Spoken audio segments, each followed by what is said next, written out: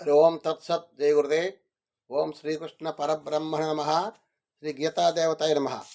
భగవద్గీత 7వ అధ్యాయం విజ్ఞాన యోగంలో 25వ శ్లోకాన్ని పరమాత్మ తెలియజేస్తున్నారు.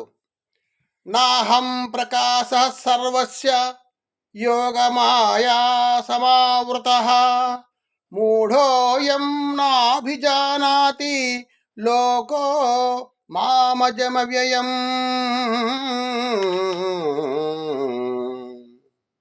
నా యోగమాయందు నేను అందరికీ గోచరించను కనుక అజ్ఞానులు నన్ను జన్మరహితునిగా శాశ్వతునిగా పరమేశ్వరునిగా తెలుసుకొనలేరు.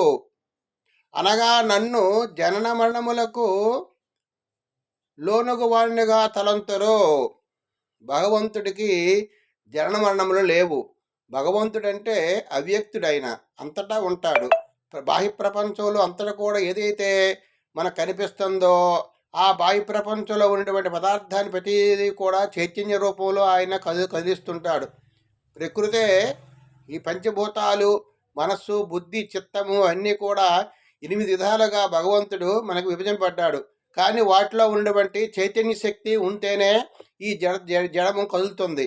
ఆ విధంగా స్వామి ఏం చెప్తున్నారంటే, నా యోగమాయందు నేను అందరికీ గోచరించను. భగవంతుడు లేడని మనం భావిస్తాం. భగవంతుడు కనిపించడు కాబట్టి భగవంతుడు లేడు అనుకుంటాం. గుడ్డివాడికి సూర్యుడు కనిపించడు, కానీ సూర్యుడు లేడని కాదు, సూర్యుడు ఉన్నాడు. కానీ అలాగే గుడ్డివాడు ఏం చేస్తాడంటే, కళ్ళు లేనివాడు ఓహో సూర్యుడు ఉన్నాడు, సూర్యుడు ఉంటే కదా ఈ తేజస్సు వస్తుంది, సూర్యుడు ఉంటే కదా ఈ వెలుగు వస్తుంది అనే భావన భావించుకుంటే వాళ్ళు తెలుస్తుంది. ఆ విధంగా భగవంతుడు మనం ఇంద్రియ అజ్ఞానంతో ఉన్నటువంటి వాడు గుడ్డివాడితో సమానము. అంటే వాడు అంధుడే. భగవంతుడిని ఎవరు తెలుసుకుంటారో వారే జ్ఞానులు.